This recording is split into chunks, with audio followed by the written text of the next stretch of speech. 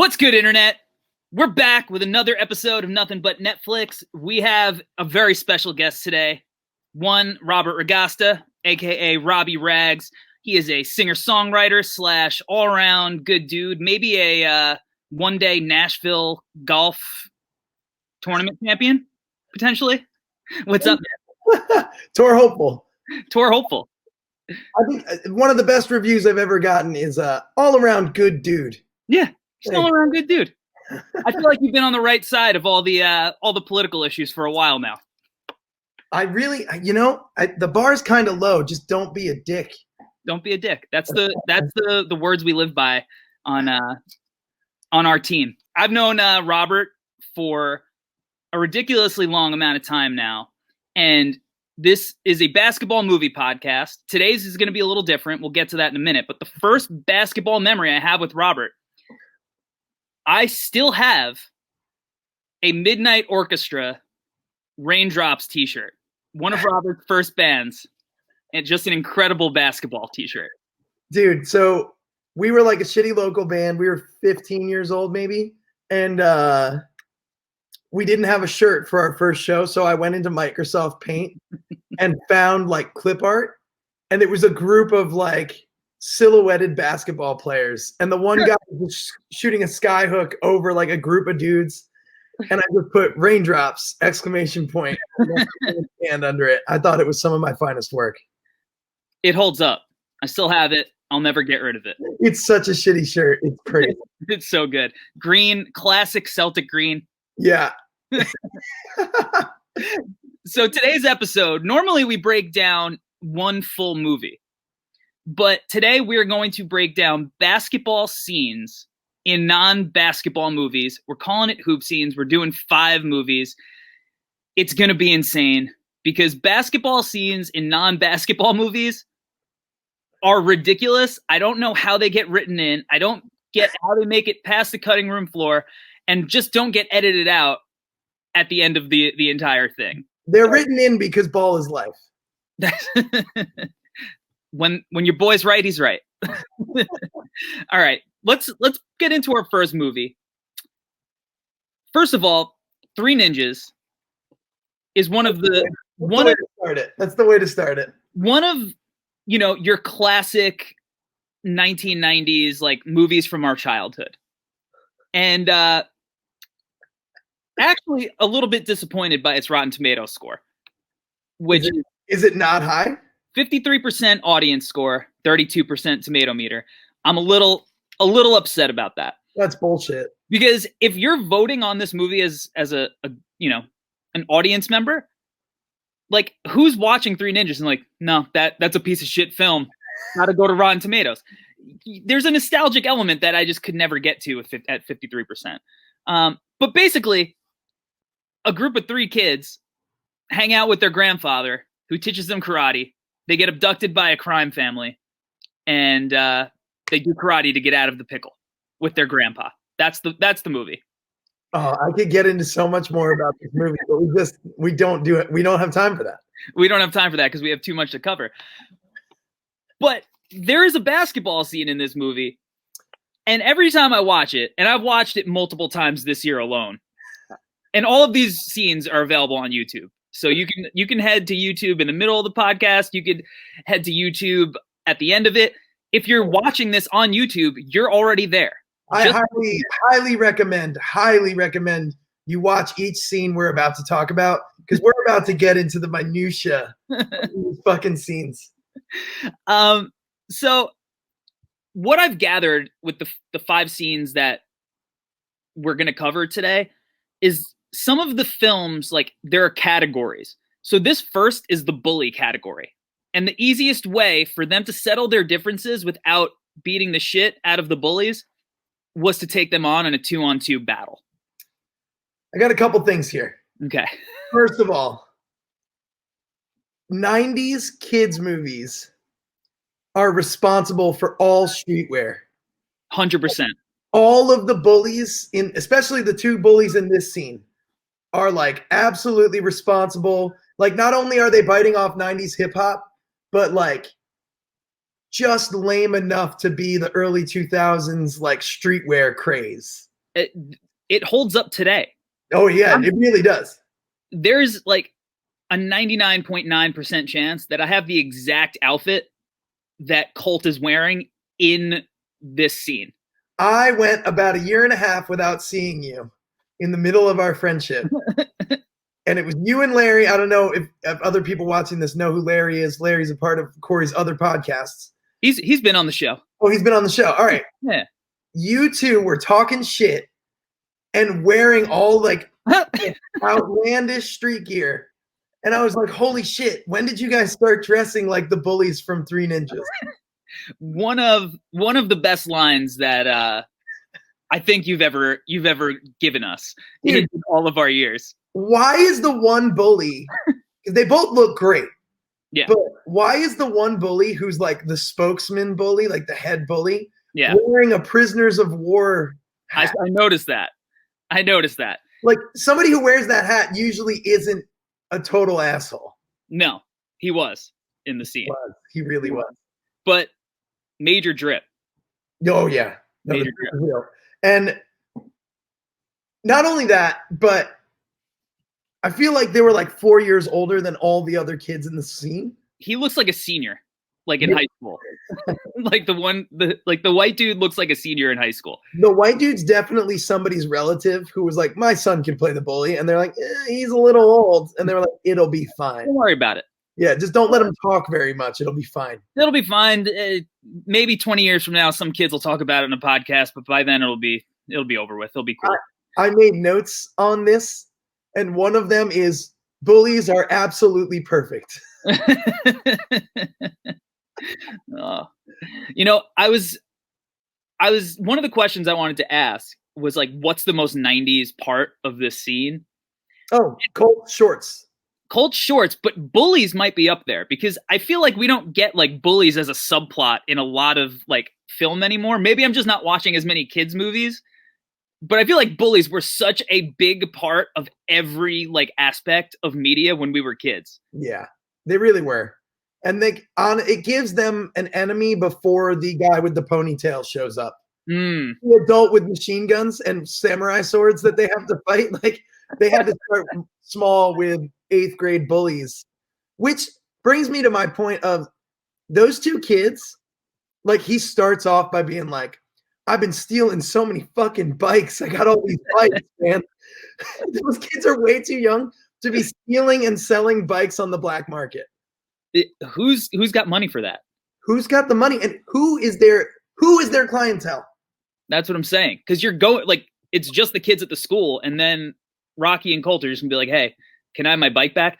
Also, like, why isn't Emily saying like, no, she's not snitching. Like, no snitching from Emily. She just got her bike jacked. She knows who did it, and she's just like, "All right."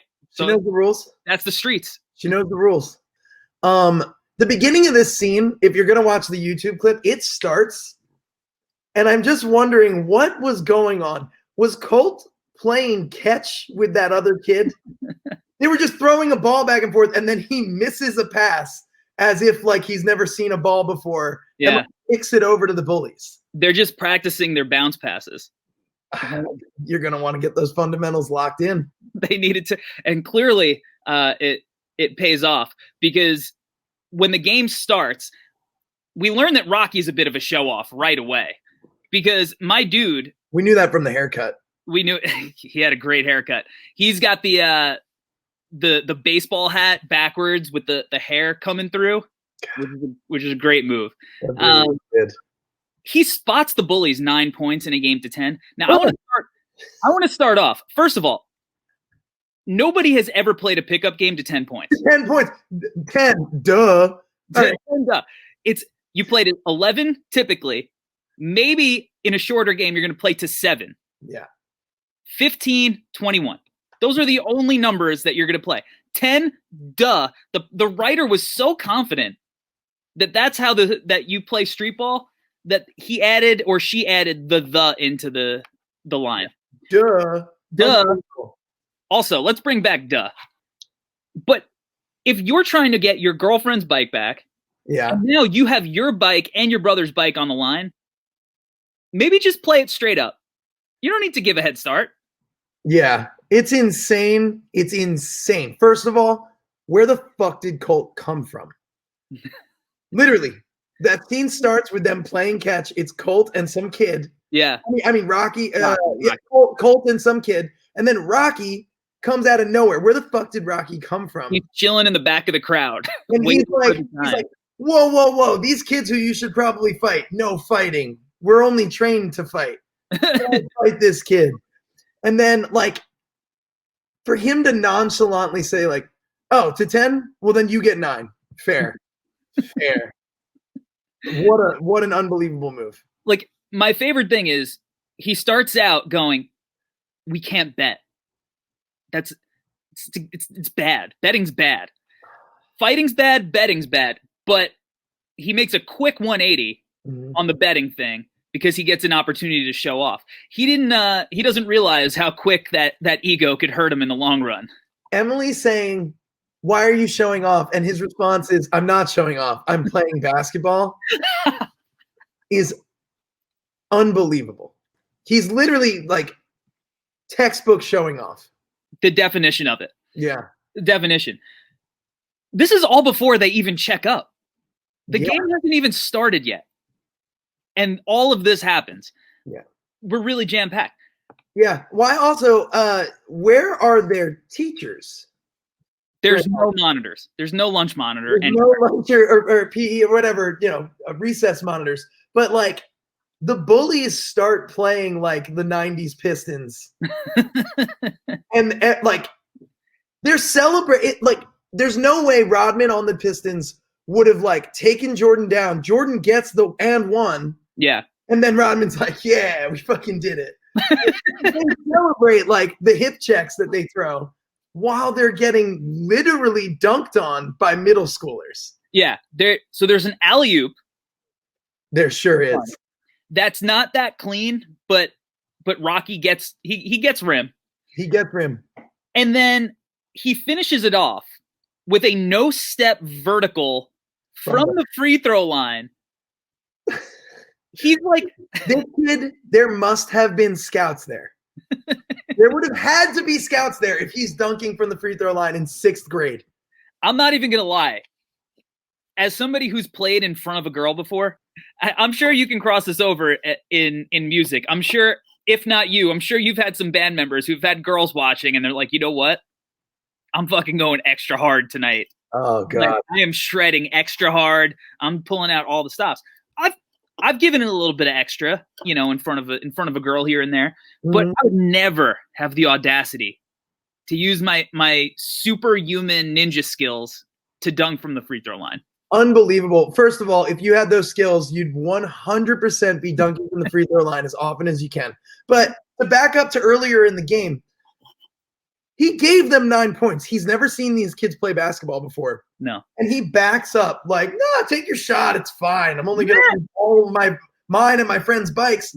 Go ahead. And then he jumps up and blocks his shot. Like, where even was he standing? No step vertical. He's like this kid. He's what, 11? I don't know. Is he 11 brother? So maybe he's 13 tops. He's got like a 42-inch vertical. Minimum. That's like Vince Carter. Yeah, it's insane. I was trying to think of other movie scenes that are more realistic than Rocky's basketball jumping ability. I came up with like Jurassic Park, any of the dinosaur scenes. Like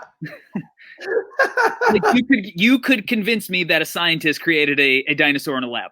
Yeah, 100%. Doc Brown going back in time with the DeLorean. I'll easily buy that. Yep. I mean, any superhero movie. Yeah, literally, like, yeah, Infinity Stones totally could be out there. Yeah, there's some science behind it. Yeah, is there? Yeah, maybe. But this kid without any superhero powers doing that, absolutely not a chance. Do you have any final thoughts on this basketball scene? I think I literally have 3 more notes here. Okay, so let's go through all of them. How high is the rim? We don't get a full shot of the court at any point. How high is that rim for them to be doing alley-oops? Now, part of me wants to say it's regulation. That like double rim, that outdoor like playground double rim. Yeah, I've never seen one not regulation. it's regulation. The argument against it is that this is like a middle school, so it's probably a middle school. So you're maybe like 8 or 9 feet because it's middle school age kids. Yeah, but it's regulation. Yeah. How is it possible for these two kids who are like, the way they shot the scene, they make the bullies look like they're at least a foot taller. Yeah. How are they this weak on defense? How is it possible? I get the chubby kid, not great lateral quickness probably there, but they're statues. All he's got to do is plant his feet. They're stand at the rim. I mean, they're going to miss eventually.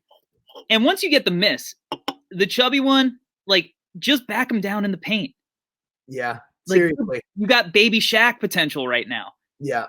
Rocky's response when Colt just gets like shoved to the ground is insane. Insane. He should He should be up for some kind of award. Definitely not an Oscar, but some sort of absurd award that they could have given that kid for that line reading. Like, they got that shot and they were like, that'll be fine. That's fine. We're gonna slow-mo that too. Make it really dramatic. Yeah, and then lastly, when Vanilla Ice just gave up 9 unanswered points, right? He gives up 9 unanswered points, and then they line up, they square up for the last offensive attack. Yeah, says, "You're going down." Like, are you serious? This is late. Bravado? Like, a little late for that, buddy. Yeah. 9 unanswered baskets. Maybe take that heat you got coming out right now at 0.5 and be like, all right, let's get serious here. Let's end it. Unreal. The whole thing is unreal. I love it. I want to speak to whoever the writers of that scene were. I want to know if they thought that scene was as hilarious as everybody else. I want to know if they were in on the joke or if they just thought they did a great job. Yeah. That's what street life was like as a middle school kid in suburban California in the 90s. It seems like it was pretty much that. Yeah. Yeah, but this is a blanket statement for all of these scenes that we're talking about. How is it possible that this many directors just assumed people could dribble basketballs? Just assumed, because none of them can. In any of the scenes we watch, nobody can dribble a basketball. They even zoom in on one of the scenes like, oh, he's got handles. Yeah. Oh, well, yeah. They zoom in. They give it a little. It's a big problem in sports movies or in general, like whatever the sport is. Like, there are some sports that you probably need the actors to be a little bit more in tune. Like, I'm assuming it's going to be a little bit harder to film a hockey scene without somebody who could actually skate. I feel like there's some prerequisites. Basketball, they're just like, we'll throw them out there. Somebody It'll be fine. Every gym in the country has a hoop in there. Everybody can dribble. Everyone can dribble. God, that'd be great if that were the reality of the situation, but it really, really is not. It's not. But man, what a classic. That's during the height of Bulls fame, and those kids couldn't dribble basketballs. They couldn't dribble. They were Lakers fans. They grew up with Showtime. Magic could dribble too. It wouldn't have mattered. Unreal. All right, let's move on to Along Came Polly. Yes. Now, I have a lot nicer things to say about this scene, and I'm not even going to lie. I think it's in the top 5 greatest basketball scenes of all time. Easily. I mentioned that I was doing this podcast with 3 different people, and each one of them said, "Oh, Along Came Polly. You're going to talk about that, right?" It's so good. It's absurd, and it's almost like a parody level. But everything they do is actually real situations. Like, it opens up and it's Ruben, Ben Stiller, talking with Philip Seymour Hoffman, and they're just talking dude stuff, talking chicks. They're on the court, they're just shooting around. Let's get some stress out, just put up some jumpers. Philip Seymour Hoffman's performance in most movies is incredible. This scene alone is insane. Absolutely. And he does the raindrops, white chocolate, like all that shit. right before everybody on the planet ruined all that stuff, like where it got really played out, right? Because he did such an amazing job in this scene. Like it's literally his fault. Like he perfected it, and then it was all downhill from there. All downhill. He's throwing 100 miles an hour the entire scene. the whole scene. I'm not even joking. Like, I don't know all of the categories for the Oscars. But if there was like, hey, in this one, like a one scene thing, I'm not even joking. I think he should have got best actor in a best supporting actor in a scene, whatever it was. Yeah. He deserves it because he's flawless. There's a supporting actor in comedy, right? Like there has to be. He should have gotten that award for this scene alone, let alone other parts of the movie where he's talking about turtle heading when he's got a shit. I feel like he created Shart. Yes, I agree. I feel like that movie, like that was the start of it. Another realistic scenario. They get challenged to a 2-on-2 with just like you're playing with your boys, 2 other guys they want to play. You guys want to play some 2-on-2? Like that happens just so frequently. Philip Seymour Hoffman in this scene reminds me of when you and like a handful of your buddies go out drinking, and there are different levels to the intensity with which you go out drinking. And like you're out for like just gonna have a couple drinks, chill night, head home at a reasonable hour. But one of your friends is there and he's like, pedal to the metal, we're fucking going in tonight, right? And he's the one that's like talking really loudly, probably saying some inappropriate things about people near you. Definitely. Like I've been out for nights where I'm like, I've actually pulled my friends aside and been like, hey, I understand that we are friends. I do not have your back in a fight. When you start one tonight, I will not protect you. I will not be there for you. It's your fault.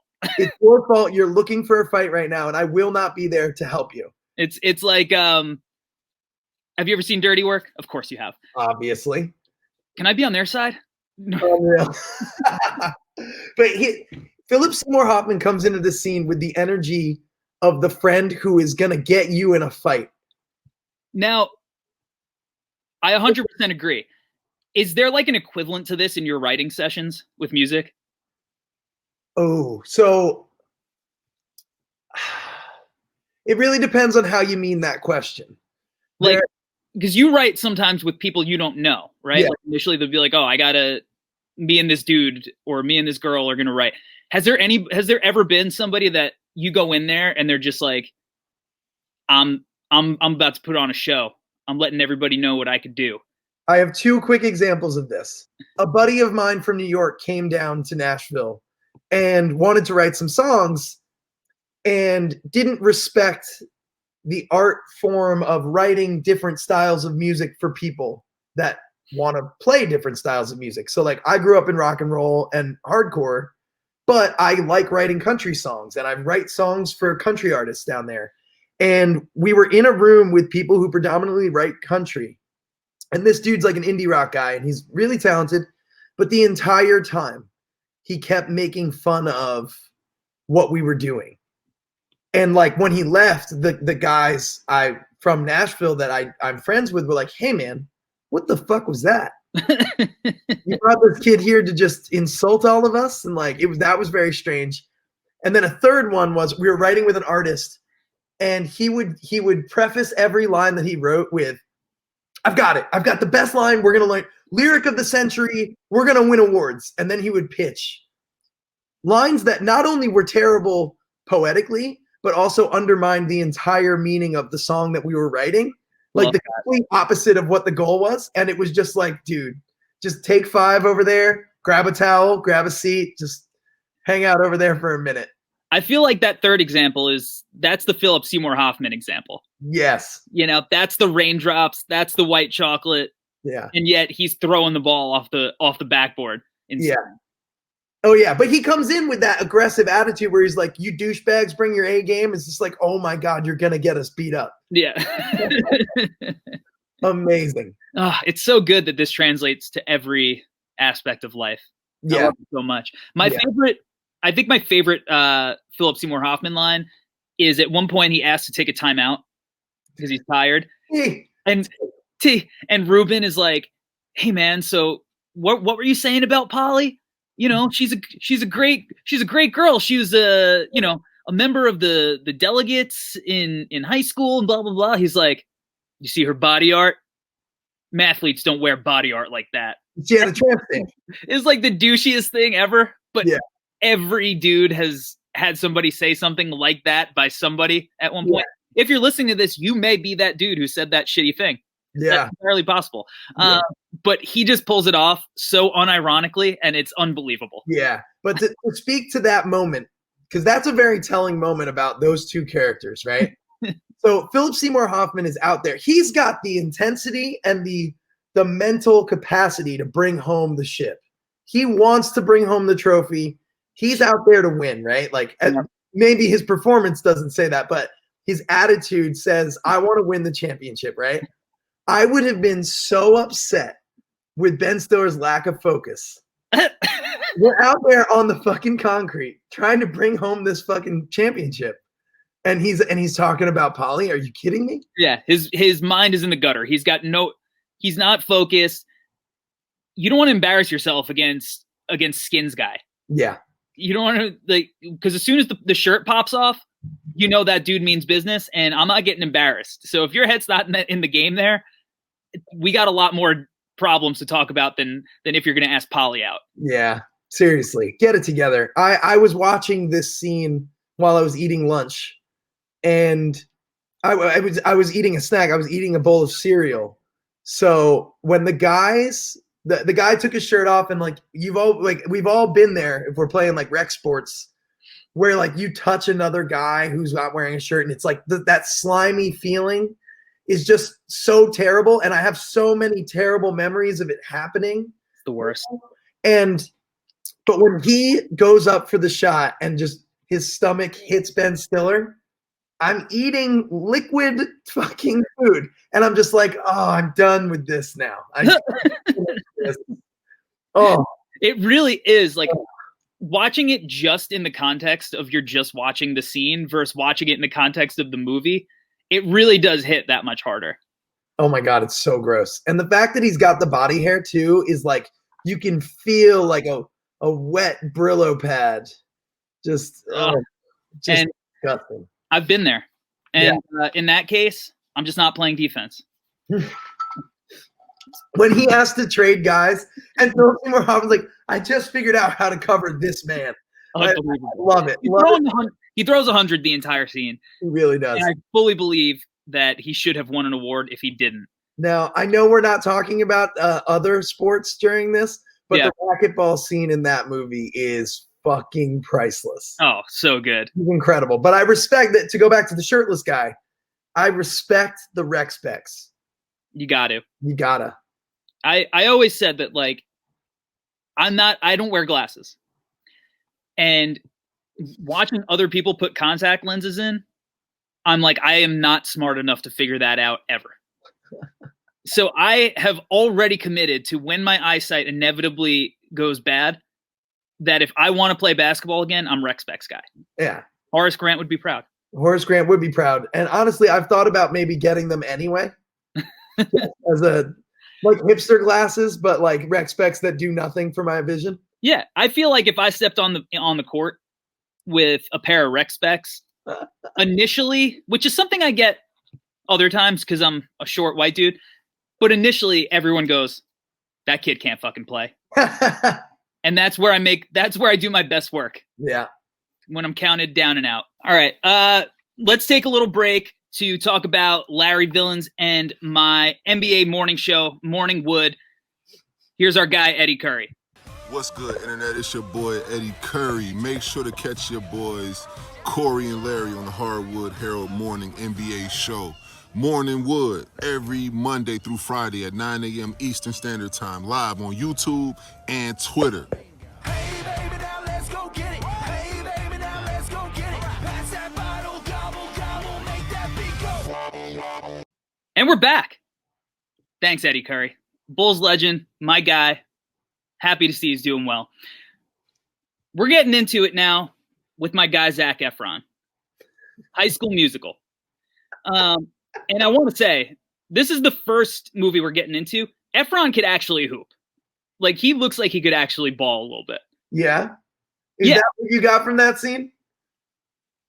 maybe I'm conflating it with that scene versus the other scenes, and Okay. also his skills in 17 again, where he also is playing a high school basketball player, which is a scene we'll talk about on the sequel to Hoop Scenes.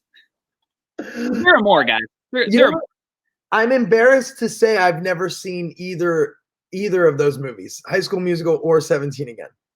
I honestly can't believe that you've never seen High School Musical, because your brother is one of the biggest High School Musical fans maybe ever. Yeah, that might have been part of why I didn't watch it. I literally got him a High School Musical birthday card for his wedding. I remember that. I would have loved to get him a High School Musical wedding card. It didn't exist. I don't have a ton of like problems with this scene from a basketball standpoint when you put it into the context that it's a literal musical. All right. Let's jump into this thing right away. All right. Incredible backing vocals. Unbelievable backing vocals. And to get that kind of crisp harmony in such a spacious room, unbelievable performance from my guys in the kick line, in the chorus line. Unbelievable. I'm glad you bring a music perspective to this.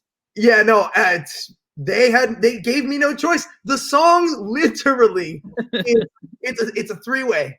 This song is a three-way. It's about basketball, it's about music, and it's also about his love life. All three. And they just keep mixing the metaphors like line for line, so you just have to know what the movie's about to understand like which part is about what. Yeah. Incredible. Where the fuck is their coach? I had that in my notes as well. Their coach, like, they're running a full-on practice. I'm assuming that this, 4-minute song is supposed to be like over the course of a full practice, because they're running drills. They're breaking a real sweat, like not a sweat you could break in just 2-minute layup lines. They have been working hard. Yeah. And their coach is nowhere to be found. The thing is, that kind of choreography would build camaraderie. That sure. Absolutely, you're going to gel as a unit if you've got that kind of basketball choreography going, like the dribble. Like the only problem I had with the choreography was there were a lot of double dribbles happening there. There was a lot of double dribbles. There were a lot of carries. There were a lot of double dribbles. It's going to happen when you're putting on a show. I get it. But like, come on, guys. Like fundamentals here. You don't want to make any bad habits and then bring them to the game. That's true. But it is good for the teamwork aspect. And you're going to start seeing who's going to be able to handle the pressure in the fourth quarter by when somebody inevitably can't get the step right in the dance. You're going to see who's going to handle the pressure in the fourth quarter by who's actually able to push through that moment when they just can't hit their spots. The guy who couldn't get it at the beginning of practice and battles through it, gets the step by the end of practice. You want him on the court for the final buzzer. That's the adversity that you're looking for. Yep. You got to go through adversity to get to where you need to go. It's about heart. It's about stick-to-itiveness. It's about that grind. Is the line, take the ball to the hole, an innuendo for his love life? I know the answer. It's a trick question. Yes, it is. It 100% is. That's just how he lives his life. Oh, man. He's always in the paint. He's always looking to dunk. He's supposed to do it 100% of the time. But, I mean, Efron with the hair, this is not jacked up Zac Efron, which if you're watching on YouTube, you could see like the next videos playing. And one of the scenes is from High School Musical 3. And they're trying to make him look the same, but he's like ripped up now. But Disney knows it. Yeah. Because you could tell the director's like, hey man, why don't you flex something when you hit that note? Flex a little bit. Give him something. Give him a little something. Maybe, you know what? We're going to take 5, do some push-ups. We're going to come back, do that scene again.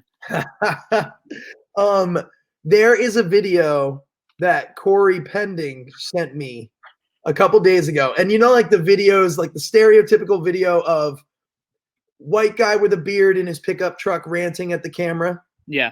So it's one of those. And it's a guy pleading with Zac Efron to just take your foot off the gas. You're making the rest of us look bad. You're all ripped up. It's like every couple months you add another layer of hotness, and you're just too sexy for the rest of the male race to keep up. And it's like the guy goes from like anger to like pitiful pleading at the end of it. It is phenomenal, phenomenal stuff. But he's right. Efron has been bringing the heat year after year. Did you see the thing? Because he has a new Netflix show where he travels around with this dude who's married to Jane from Happy Endings. I love her. So good on him because that's underrated show. Unbelievable show. But so he just travels around the world with this dude, and they like experience different cultures. And whatever. It was a fine show. But there's a scene where like Efron has to take his shirt off, and he's not as ripped up. He's still ripped up. Like, yeah, I don't want to take my shirt off next to him. But there was like a thing on the internet where people were almost like body shaming him, saying that he had dad bod. They were like, "Can you believe that Zac Efron has dad bod now?" And I was like, we have different definitions of dad bod because he's still killing it. But just he's held to such a high expectation that even the slightest bit of him enjoying his life a little bit really hurts him on. It also could be one of those. There's so many types of dad bod. There's so many ways to be a daddy. Yeah. I don't mean that word as creepily as the internet means it. But he's gone from like, I don't know. He's the kind of dad that like built a Harley. Yeah. You know what I mean? Like he's got that kind of dad bod. Like, yep. Like in high school, all the girls realize like this fucking dad. You know, like one of those dad bods. Let's go hang out at her house because of her dad. Yeah. And I'd be right there with him. It's a fine looking dad. Efron, hot dude. So he says, shoot the outside J a couple times. I assume that means like she's out of my league. Do I go for it anyway? Yeah. And to follow that thought, his entire team wants him to fuck. His entire team is like, this guy is gonna get it. It's gonna be great. Yeah, they're right. But the basketball aspect of the song, for a guy who keeps saying over and over again that he's got to get his head in the game, sure doing a lot of singing and dancing out there. He's doing a lot of singing and dancing. And if Get Your Head in the Game is in any reference to his aforementioned love life, I mean, he's got some big issues. Yeah. All right. I think we're done with Zac Efron for now, other than the fact that this might just be a basketball movie that I need to dissect further, because there's multiple basketball scenes and there's an argument to be made that it's not a musical, it's actually a basketball movie. I'd like to watch it and be a part of that. You're in. That's a round table I'd like to get a seat at. You got the gig. This next one, I've actually had requests to break down this scene in detail. Let's go. Because this is one of not only the most insane basketball scenes in a movie, this is one of the most insane movie scenes in a movie. Period. We're talking about Catwoman, the Halle Berry edition. Clearly. I want to start off. I've never seen this movie in full. Have you? I also made the mistake of not seeing this movie. Your brother had to have seen it. Yeah, 100%. So maybe I'll have to get in touch with him at one point. But it also brings us to like the second category of basketball movie, which is superheroes using their superpowers to take advantage of regular skilled people. Yeah, Teen Wolf's a part of that episode. Teen Wolf is a part of that episode. And our final scene also will be a part of that episode. Yeah. I just need to know the context as to why two grown adults are hanging out on the basketball court with literally like 11-year-olds. And why one of those 11-year-olds would be like, I want to watch you two adults play one-on-one. They agree to it. They're like, yeah, we'll play some one-on-one. And then they're like, so what do we got? 25 11-year-olds? Do you want to make this really sexually charged? Make it super weird. How do we feel about that? Dude, all right. Before we get to the overt sexual tension between them and a group of kids, why at the beginning of that scene, Halle Berry, she takes the ball and like doesn't dribble it. She just like throws it between her hands Yeah. and then does like a really weak ass attempt at parkour on the wall. I thought she was gonna do a backflip. No, she just like jumps off the wall and then she goes, I haven't done that since I was a kid, as if it's a normal thing people would ever do, ever. Like, oh, you know, kids jumping off the wall with a basketball. It's good to be back. Just Unreal. jumping off walls. She could have done that with no superpowers. Unbelievable. That's just something she could have. She didn't jump particularly high. She didn't do a cool flip. I really thought she was going to pull off the flip. I rewound it to make sure my eyes didn't fail me. Just absolutely insane. And I mean, she's doing the end one kind of like arm movement stuff. The ball handling, they kind of like zoom out so they don't get Halle Berry. She's doing it in flats. They're not even at the court in athletic clothes. Yeah. Like the dude's wearing a leather jacket. When they get going, he takes the leather jacket off, all like can't let the muscles get in the way. Leather jacket, the sleeves are constricting. Full range of motion, this guy. At one point, they go back to back. What is that about? I didn't know what that was for. They just like, and they're like dancing, and then she like butts his butt with her butt. Yeah.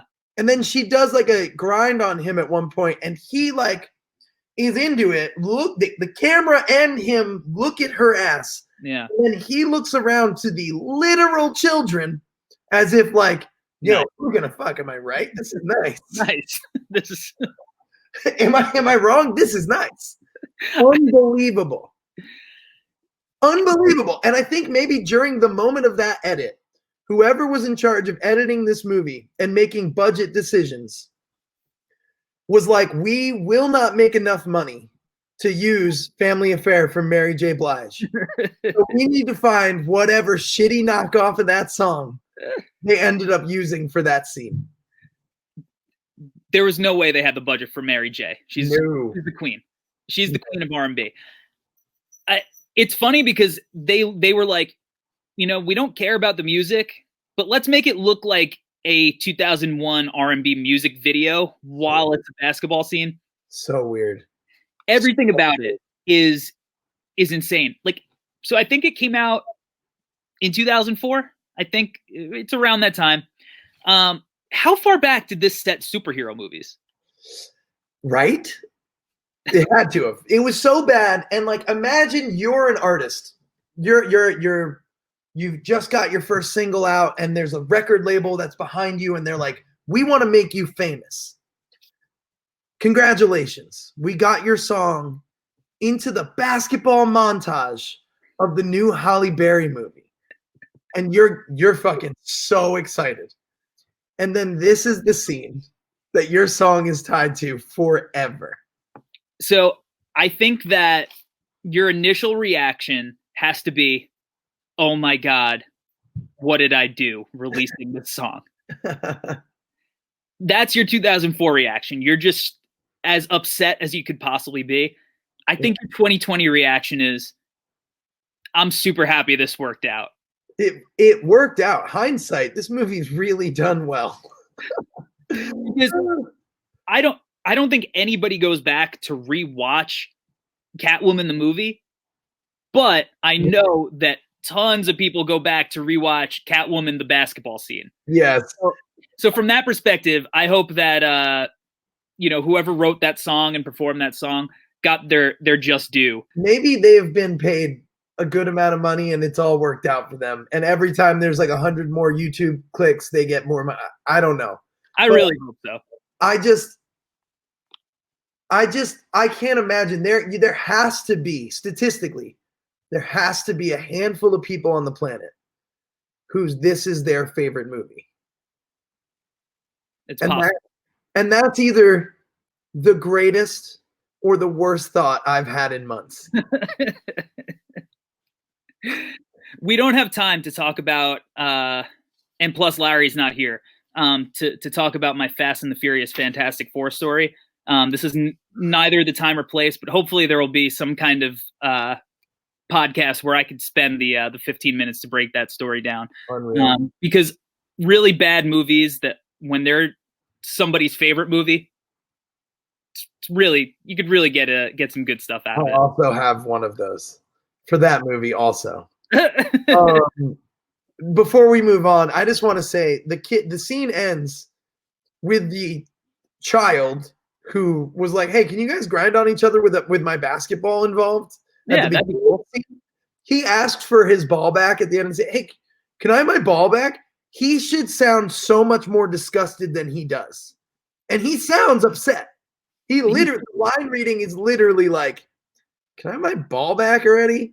That thing I asked you guys to do turned out weirder than I thought it was going to turn out.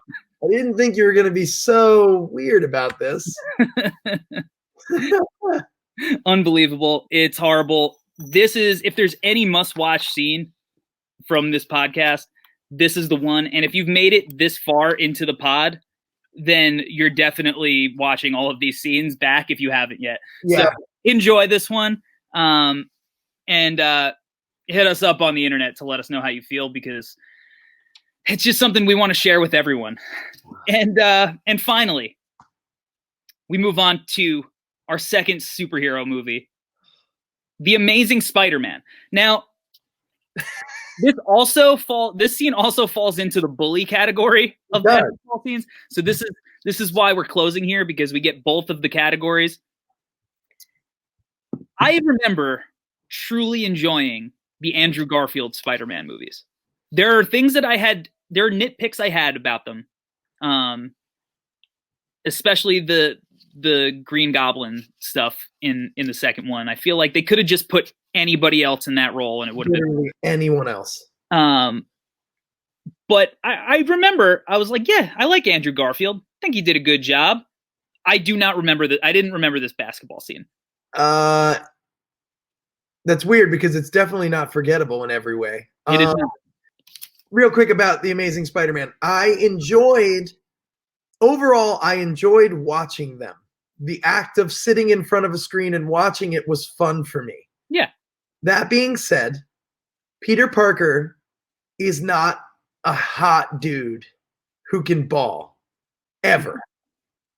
Even with powers, he's just not. Like, he's Peter Parker. He's a nerd. I understand there's the multiverse, so maybe in one of them, it makes sense for him to play Spider-Man.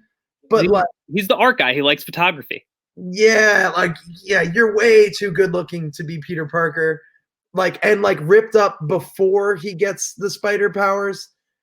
That was weird for me. He's definitely way too cool. He's super smart in a charming way. Yeah. Instead of a nerdy way, which was off-putting for me.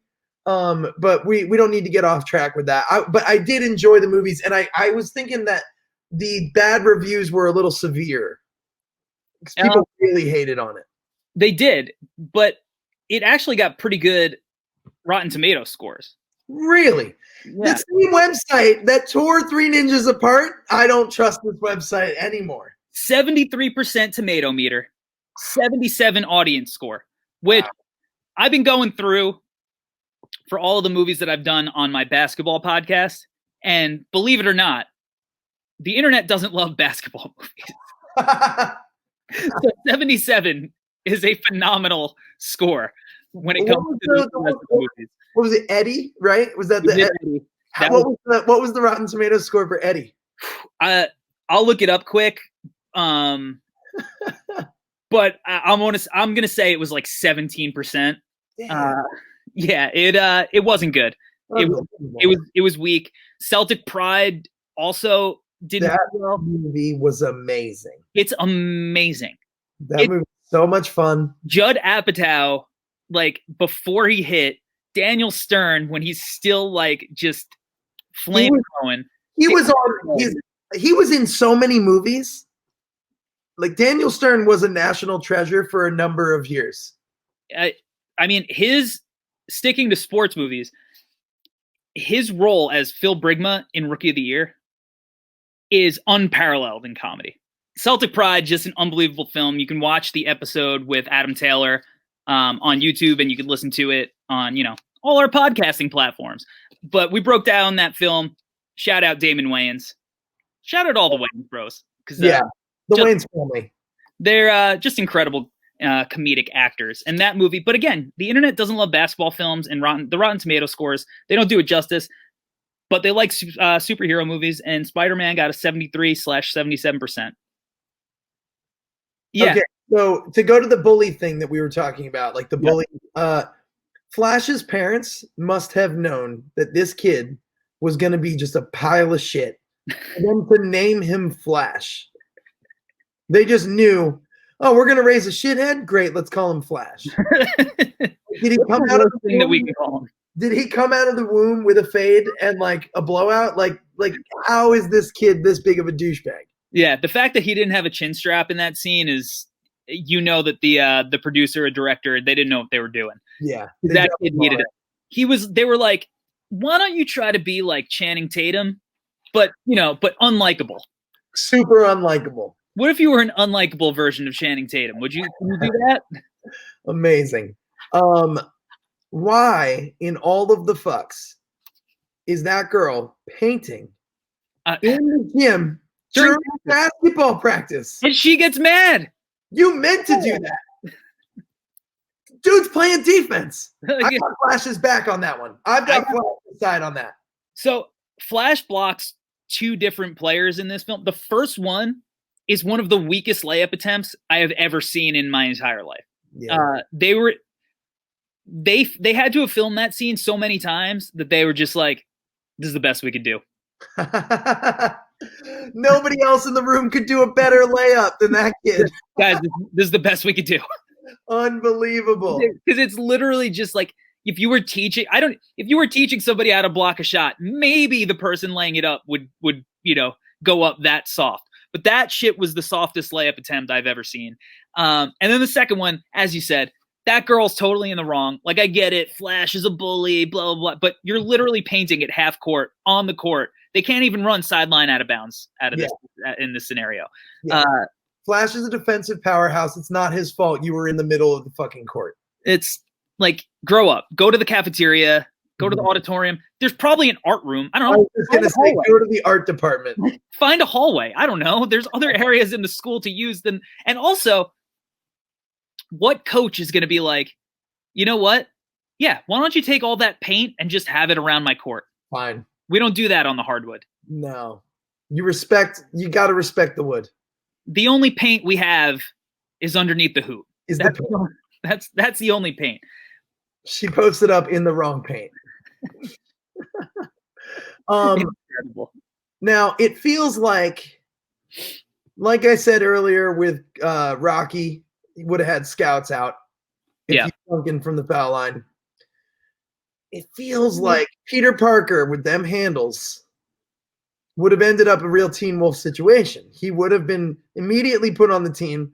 Flash would have begrudgingly welcomed him as his starting fucking center or whatever position. Yeah, literally anywhere you can put it, but he clearly can jump higher than anybody on the team. So like, I just go center there, or center / power forward, whichever the situation calls for. One of my favorite Michael Jordan stories is Bobby Knight was coaching Team USA like before Jordan was drafted, and he was talking to the Portland Trailblazers, who had the number 2 pick. The Bulls had the number 3 pick. And they had just drafted Clyde Drexler. And the organization was like, well, we can't draft Jordan because he's not a center. And Bobby Knight's like, fucking play him at center. Oh my God. And they passed on him because they wanted a center. But Bobby Knight was like, it doesn't matter what position you play him at, just play him. And that's what we get out of Peter Parker in this scenario. Unbelievable. You could have put him anywhere on the court. The other thing is, he actually doesn't dribble in the scene. This is the only other note I have for this. Blatant travel, blatant charge. Blatant charge. He shoulder blocks him like a running back hitting the hole. And then literally just runs from half court with no, like, he can't they couldn't have just got CGI'd the dribbling. I don't know. Like, I get it. He dunked from the free throw line, got about 11 feet in the air sideways like he was on a BMX bike. Very weird. And then I guess everybody would probably be a little heated because he tore down the glass in the rim like Shaq. But just dribble the ball, man. Yo, did you see Shaq's rim tree? He has a it's set up in his yard, and it's this fake orange tree, and the branches are all of the rims that he's broken off of backboards. I love that so much. It's incredible. That is the best. It really is. I love Shaq. I can't wait to dive into so many different Shaq movies. Yeah, I don't know. He uses his Spidey strength to his Spidey grip to embarrass Flash. A lot of good stuff, but the scene's insane.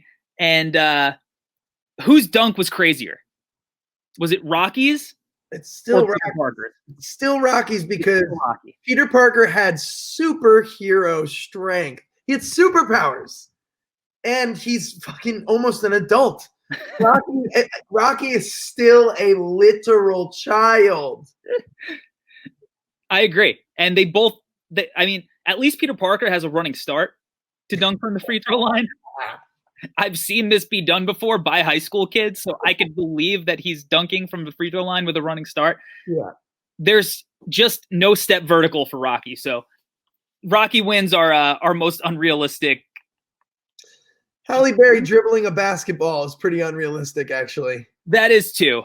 And as much as I want to get, I mean, she wins least valuable scene.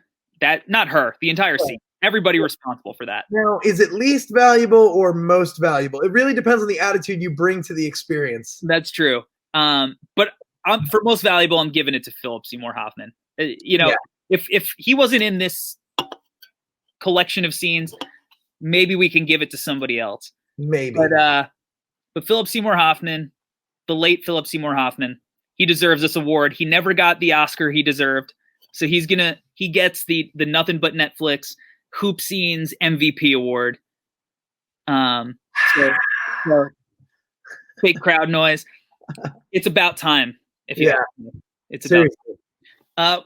Do you have anything to plug? What do you got going on? I'm in a band called Never There. Yeah, there we go. A band called Patent Pending. Find me on Instagram at Rob Ragasta. And I post about the random songs I write for other people as well. So you just had one drop, right? Yeah, I had a song come out last week for an artist named John Hall. It's called Hurtin' Like You Have. Kind of a country poppy thing. It's a banger. Yeah, thanks, man. I enjoyed it. It was a fun one to write about this guy. Of course. I'm really looking forward to the new Never There stuff because I bump that in my Spotify on my drives all the time. Huge fan. So I'm excited for the new stuff. I appreciate that. I've had a couple songs I need to track vocals for, and I've been dragging my feet because with quarantine, I came and got quarantined with my parents. So my dad is working from the office directly above where I would be recording vocals, and I have to scream on those songs. So I just been not gonna scream while you get it. While Pops is doing his business. Yeah, but that stuff should be coming out relatively soon. I'm really excited about those new songs. I'm very excited about the direction that those new things are going in. Love it. Yeah. All right.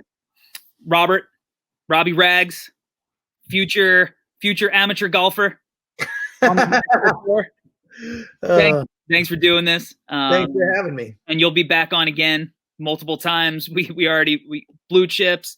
I think we booked you for another one. I'll have to go back and watch it.